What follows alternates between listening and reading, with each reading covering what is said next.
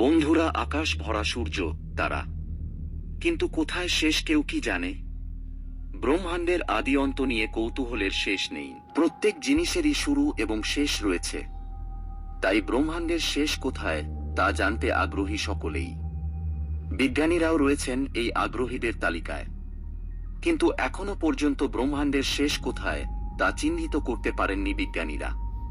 তাদের মতে গ্রহ, নক্ষত্র, উপগ্রহ, কৃষ্ণগহ্বর, গ্রহাণু নিয়ে বিরাট সংসার ব্রহ্মাণ্ডের, যার কোনো শেষ নেই।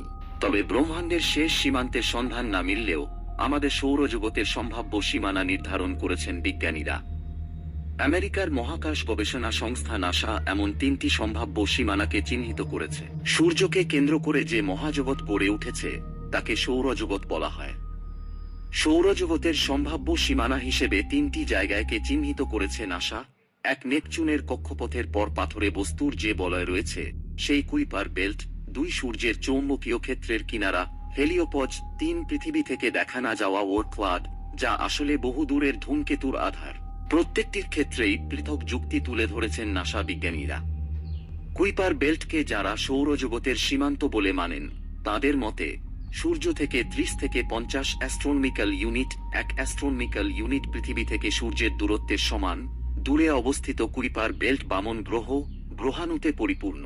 সৌরজগৎ থেকে ছিটকে আসা মহাজাগতিক বস্তুগুলির ঠাঁই হয়েছে সেখানে, যদিও কেউ কেউ এই দাবি মানতে নারাজ। কুইপার বেল্টে যে ধুলো গ্যাসের বলয় রয়েছে তা থেকে পরবর্তীতে গ্রহ, উপগ্রহ, গ্রহাণু তৈরি হবে। তাই ওই জায়গা মোটেই সৌরজগতের সীমান্ত নয়, বরং কিনারায় অবস্থিত। 2023 সালে কুইপার বেল্ট ছাড়িয়ে আরও একটি বলয় চোখে পড়ে।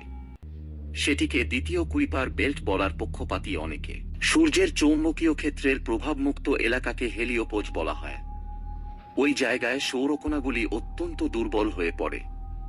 আকাশগঙ্গা ছায়াপথের অন্য নক্ষত্র থেকে আগত বিকিরণ প্রতিরোধ করতে পারে না। তাই সূর্যের চৌম্বকীয় ক্ষেত্রের প্রভাবমুক্ত জায়গাকে ইন্টারস্টেলার স্পেসও বলা হয়, অর্থাৎ 2 নক্ষত্রের মধ্যবর্তী জায়গা।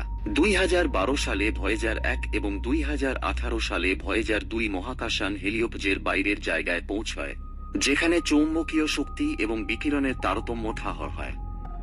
ফলে ওই জায়গাকে সৌরজগতের প্রভাবমুক্ত বলে ধরে নেন বিজ্ঞানীরা। সূর্যের চৌম্বকীয় ক্ষেত্রের প্রভাবমুক্ত এলাকাকে হেলিওপজ বলা হয়।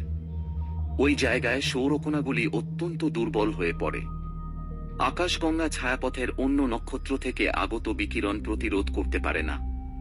তাই সূর্যের চৌম্বকীয় ক্ষেত্রের প্রভাবমুক্ত জায়গাকে ইন্টারস্টেলার স্পেসও বলা হয়, অর্থাৎ 2 নক্ষত্রের মধ্যবর্তী জায়গা। আমাদের সৌরজগতের চেয়ে আকারে অনেক বড় ওয়ার্ম ক্লাউড। সূর্য থেকে দূরত্ব 1 লক্ষ অ্যাস্ট্রোনমিক্যাল ইউনিট।